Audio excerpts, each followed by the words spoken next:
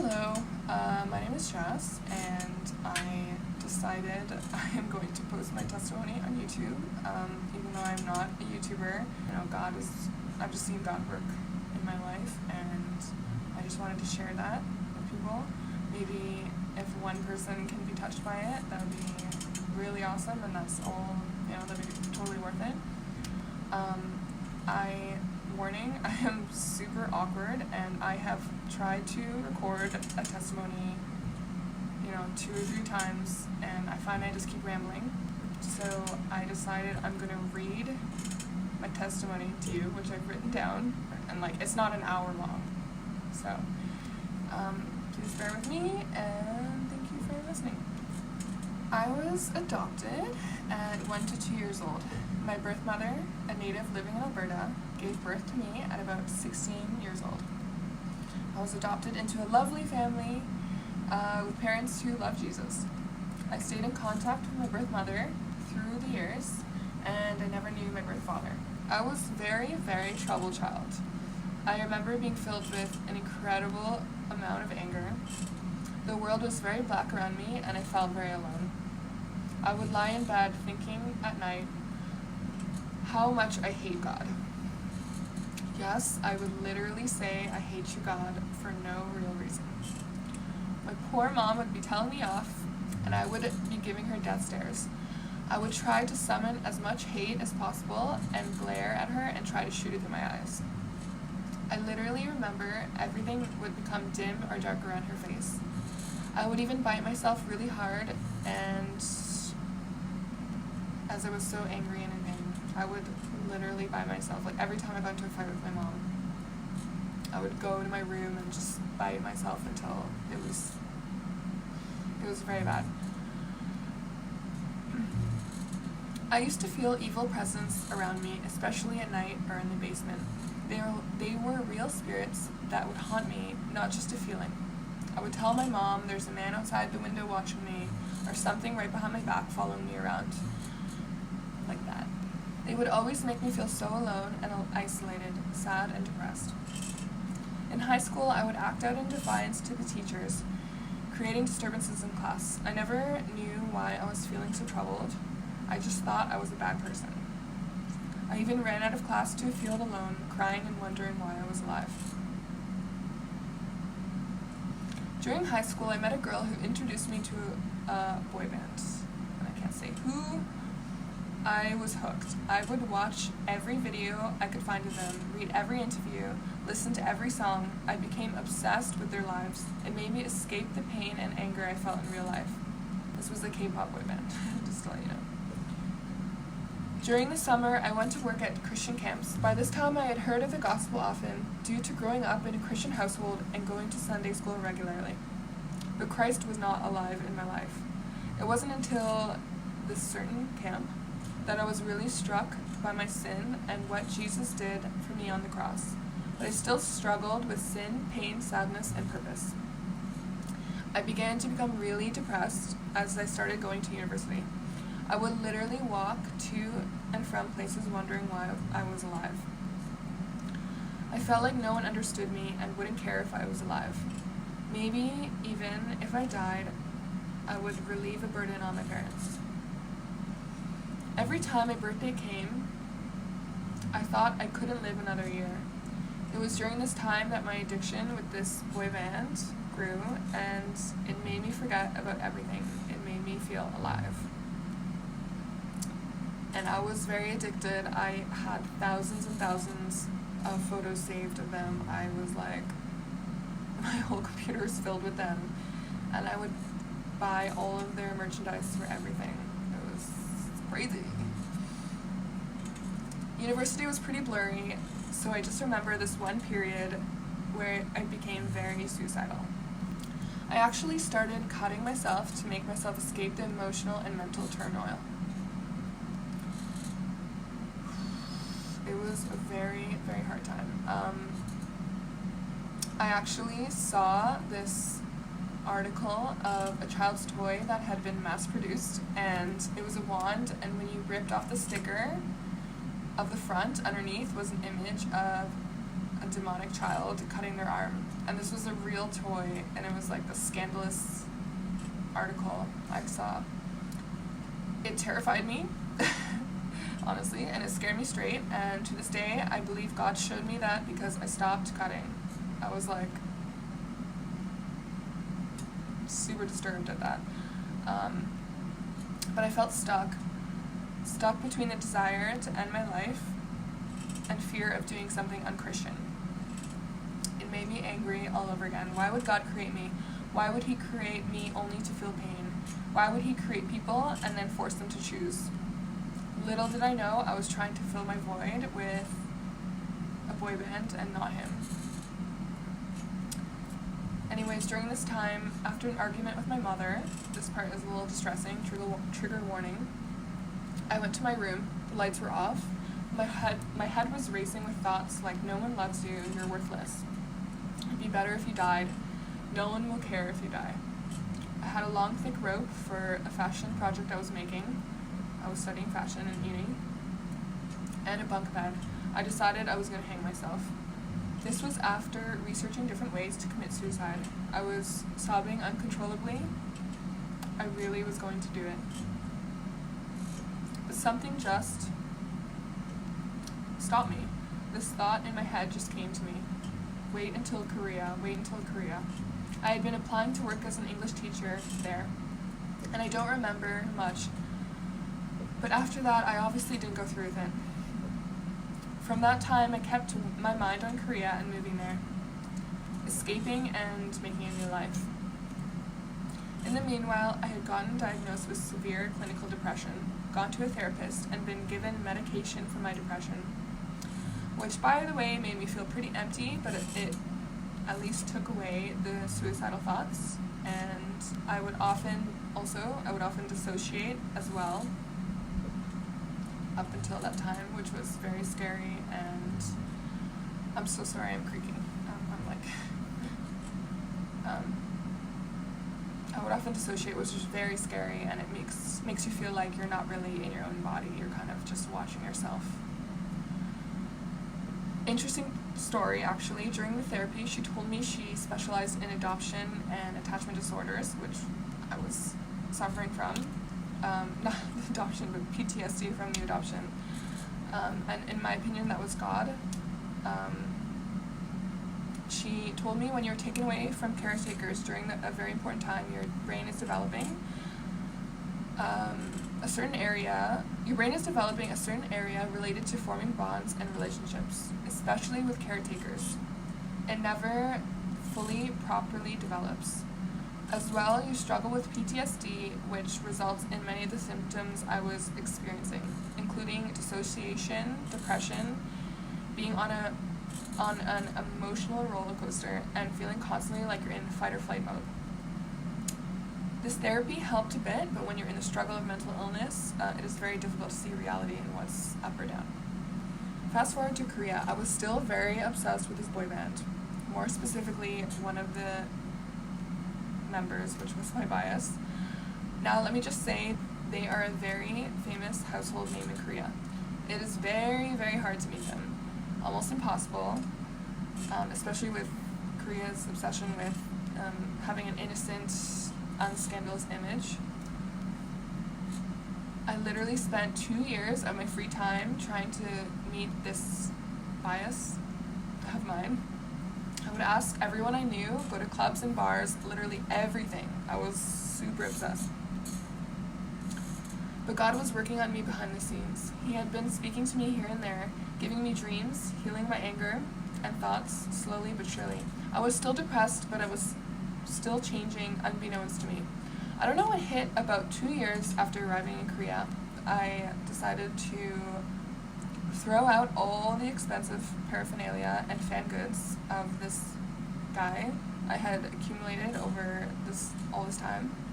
And this may sound like nothing, but I was very obsessed with this guy, which means I paid a lot of money for all this stuff, and there was a lot of it. I even had a signed CD from him, from this contest I won.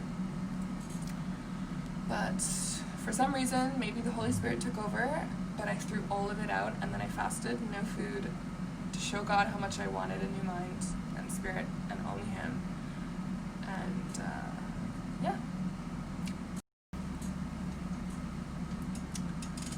weirdest thing happened. A few months later, I met my bias at a bar. It was crazy, and one of the most elusive celebrities I met, and I kid you not, I thought this was God blessing me for throwing out all the objects and all the merch that I had and chasing him. I went to talk to him and he seemed interested, and he took my number and we started talking. And of course he asked me if I had a boyfriend. He asked me if I had a boyfriend, if I lived alone. Basically every Korean player guy in Gangnam, like every guy like that, they will ask you those two questions. So he asked me those questions, and he took my number, and we started talking. Now, honestly, the rest of this is long and drawn out, but being on the other side of it, it's not important in the whole story. Long story short, a lot of crying, a lot of heartbreak, a lot of slowly realizing he was just a man who wanted to use girls. A lot of wondering why God would allow me to meet him only to be heartbroken. And let me just interject and say, I know there's people who know who I'm talking about, some close friends who might watch this, but the fact is he did use me, and he led me along so that, because he knew that if he led me along, he would always have me, he could always, whenever he wanted, he could call me up, and I would be right there waiting. And I think he did this to a lot of girls, and I'm not saying, I'm not judging him, and I'm not saying he's a bad person, but he definitely didn't have my best intentions in mind. He definitely cared a lot more about his own desires, and I don't think that's very nice, honestly. I don't think it's a good guy, and I'm very silly for thinking anything else. All this energy, all this time and effort and money I've put into this guy, and I never thought I would really meet him in real life. When you meet them in real life, it just creates this really weird dynamic where you feel like you know them, you feel like you've built up this image in your mind, and you just want them to almost, I would say I'm a pretty rational person, and I could see that he wasn't who I thought he was, and that he was leading me on. I could see all these things. Like, I could see that he was not a good guy, and there was a lot of denial involved. After that, I chased whatever the world and the people around me told me to. Clout. I met even more big celebrities that are well known, and even some rappers that would go to Korea for concerts, and other popular idols. Parties. I went to the best parties with celebrities and people to know. Girls would say, get yourself a rich man. I literally dated a billionaire who owned his own company, but he just wanted a pretty side piece. Beauty, I would get all sorts of procedures to look better. Literally everything I heard, I tried, and nothing filled me. It was all very shallow, and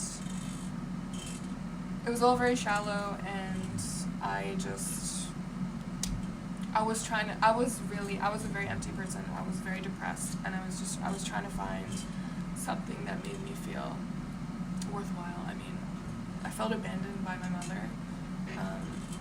Whether that is really true or not, who knows. And I don't really understand what my mother went through, my birth mother, but I felt abandoned, and I felt very worthless. I felt like I was not a lovable person. So I was doing everything I could to make myself, just all these masks and fake things to make myself feel loved and feel worthwhile. The weirdest thing happened. I went to church on Easter in Korea, and this woman came up to me and gave me a word of knowledge. And a word of knowledge is when somebody knows stuff about you that a stranger shouldn't know. Basically, she told me I had been focusing on my outward self and trying to hide when I just said I was trying to hide what's inside, but God sees and values true beauty on the inside. He sees me and wants to change, and he's going to change me from the inside. Heal me and make me new, and show me that worth is more than what's on the outside. And it was crazy. It hit me like a ton of bricks, and I started bawling in front of everyone. But it was true. Like, it's amazing how this woman knew exactly what I was going through, and I was so troubled at that time, and she just said it all. I have never met this woman. It was amazing. So I actually ended up getting deported, which is a whole story in itself. Some of you know if you're a friend watching this. And I did nothing wrong. It was not because of what I did.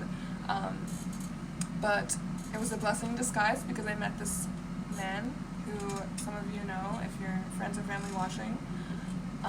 He is an amazing man, and I had a beautiful baby, and it was all completely out of the blue. I did not plan for it, and I did not expect for anything like this to happen. And I'm the last person to I'm the last person to meet a guy and put my whole life just on halt for a guy. So it's amazing. It's kind of very out of the ordinary. I am not gonna lie, I saw some of the worst sides of men, and that's a whole nother story as well. So I was a man hater. I did not like men. I thought they all wanted to use women, and the whole thing with my bias really just put the cherry on top. I never slept around. I was proud of, I was the type of girl that would make myself look good, and then, men would be like, oh, and then I was proud that they couldn't get me ever. I would never sleep with them. I had a lot of pride. And even my bias, who was trying to get into my pants, he was not able to, and I felt very proud of that. See, it's always just trying to put on this fake thing that makes me feel worthy, that's that pride. It's just trying to pile things on top to just hide the truth, the emptiness underneath. And that's why it's so crazy that I met this guy and totally fell for him and had a child with him. And he's incredible. He's a man I don't deserve, and he is very sweet and patient and loving. And I'm very, very blessed. And I really do think it was God. See, life is messy, and mine surely is. God's thoughts and plans are so mysterious. I went through my life seeing all the negative, why I exist, the pain, people not understanding me, and escaping everything. But looking back, I see God carried me through everything. I see him taking a child, getting taken away from their mother, not trusting anyone, believing no one loved me and wasn't worth loving, and pushing people away and being terrible to them so I never had to worry about being rejected again. Literally, I had all my ways to escape my pain and fill the void, and God had to grab onto me, rip me away from it. The cutting, the clubbing, my bias. I believe he deported me from a country I never would have left, gave me my man to cement him taking away my bias, and showing me what a real man is, what real love from a man is. And my son was a seal because there's no way I could slink back to my old life. God is amazing. I'm a story of God's good grace and love. I literally did nothing to deserve him. Everything he has given me out of his goodness. He has slowly but surely changed my soul, opened my eyes, cleaned me time and time again, even when I ran away from him and filled myself with empty things. I am like Hosea's wife, and Hosea's wife was, she was a prostitute. Her husband would take her back every time she would go out and sleep around against his will, and he would just take her back and he would love her and clean her up and just pour his love on her, really. And that's what actually made her change her lifestyle. It's what made her change and come back to her. And I know it's in the Bible, and I know some of you are like, that's crazy, why would you let some person just keep cheating? And I know that cheating is it's a very hard thing. I've heard a lot of stories, and it's very heartbreaking, but it's meant to show people how great God's love is for us. And no matter how much we go out and offend him and leave him and try to fill ourselves with other things other than him, he still will just take us back and clean us up and just give us love. He never has all this judgment, and never holds up anger for his children. His patient grace and love is incredible, and I can't believe he has adopted me as his daughter, like real adoption. Just like I am my adopted parents' child, I am also God's, and I can't believe it sometimes. His love won't end when I mess up, and he gets to know the real me, and he won't reject me. He won't leave me. He's made me new, and I can say for sure, for the first time in my life, I feel peace. I feel freedom and true joy, and I feel loved. I feel like I was made with a purpose. I feel like my eyes have been opened, and I was asleep until now. I feel blessed to say I don't feel depression anymore, although I do get a little anxious, but that's okay.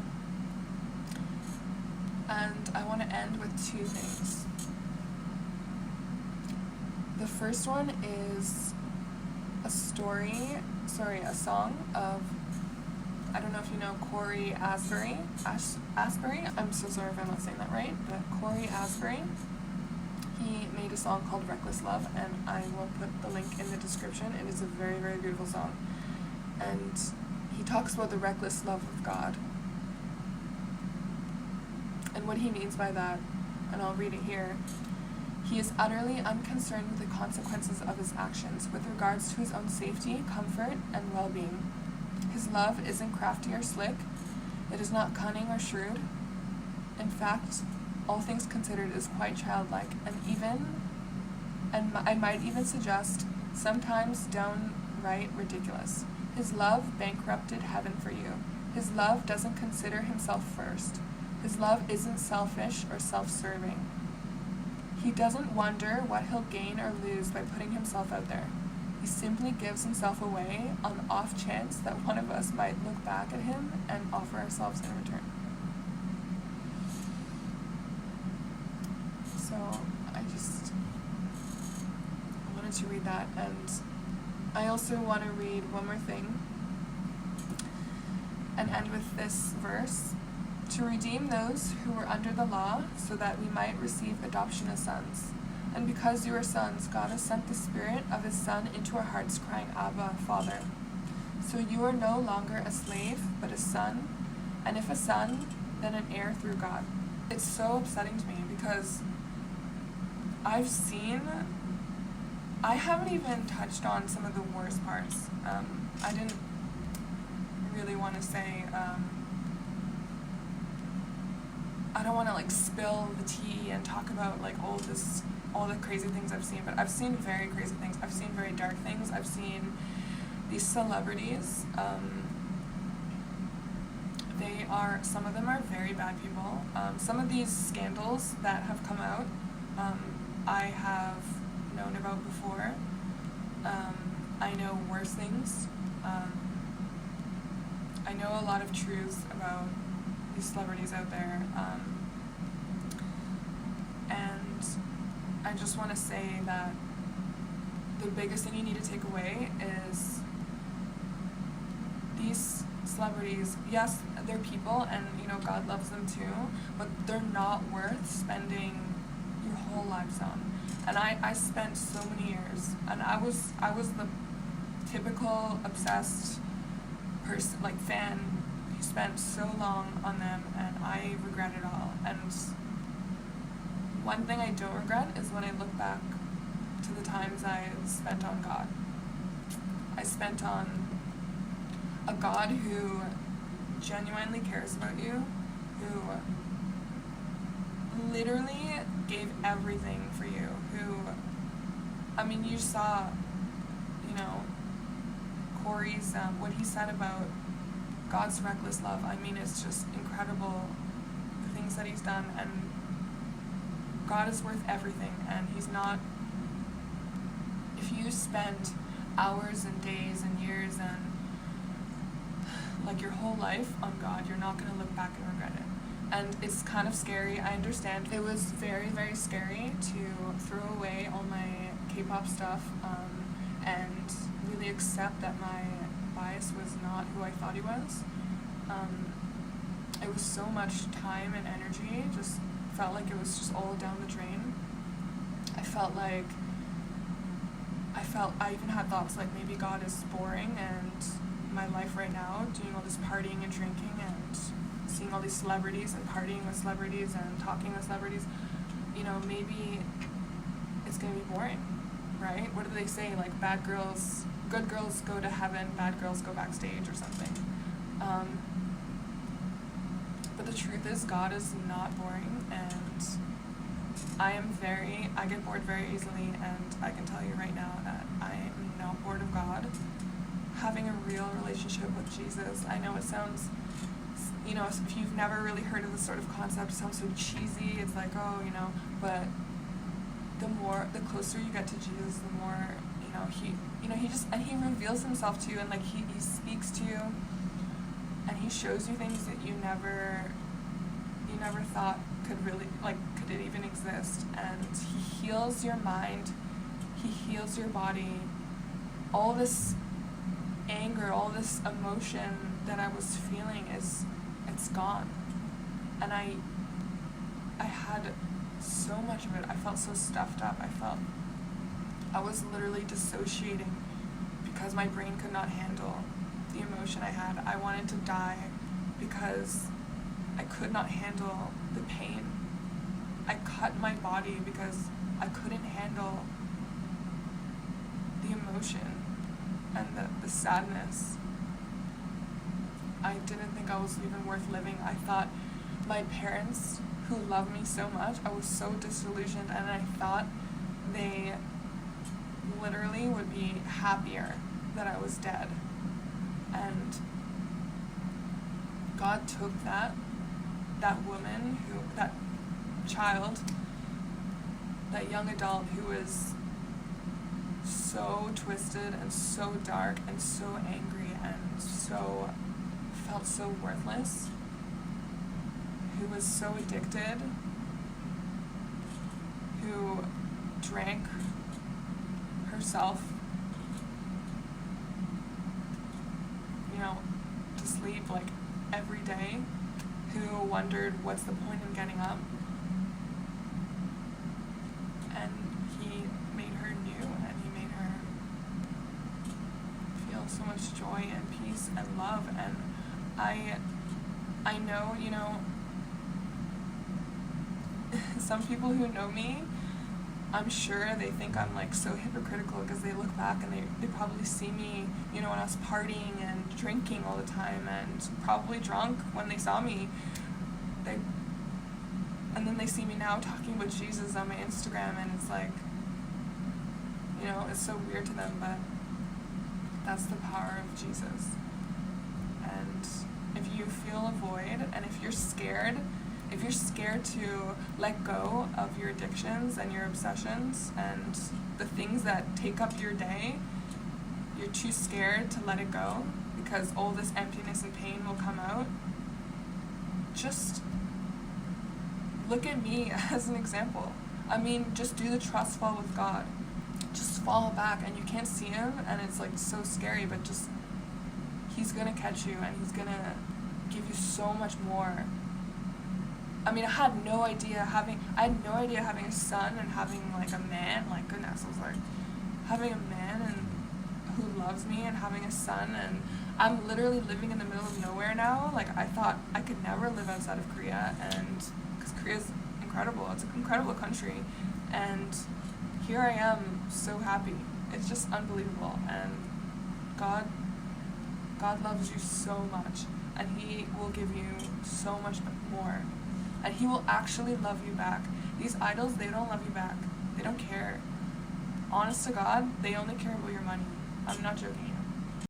And they might not act like they don't care about your money, but they, that's all they really, they care about their job. Like, it's a job for them. And, some of them might enjoy, like, singing and dancing, but there's no real relationship. But with Jesus, you have a real relationship, and all of that energy and time and your life that you're pouring into Jesus, it's worthwhile, because He will give you so much more in return. And I just hope, and I know I'm so bad at explaining things properly. I don't know if anyone will really, maybe one, like I said before, if one person just hears this and something clicks and they just connect with it and they just understand, I'll be so happy. That'll be so amazing. And if you have any thoughts,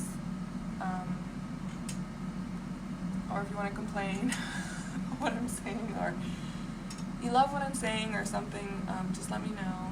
I love to read people's thoughts, and I love to know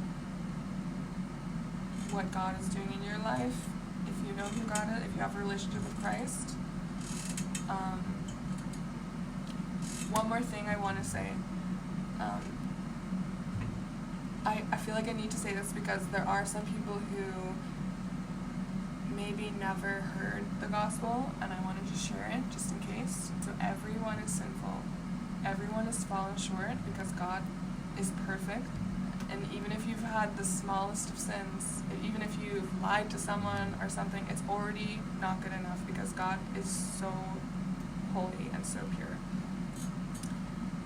But there's a problem, because He wants us to be with Him. He loves us so much. He loves His creation. He doesn't want to be away from us, so He sent His Son. Jesus took the consequences of our sin on Himself when He died on the cross, so that we wouldn't have to live with the consequence of our sin. When you do bad things, there's a consequence, and if there's not a consequence, then why not just do whatever you want? There's no purpose in being good or bad, and that's why Jesus died on the cross in a horrible, horrific death. And He did that because He loves you. He wants to be with you. He wants to walk with you.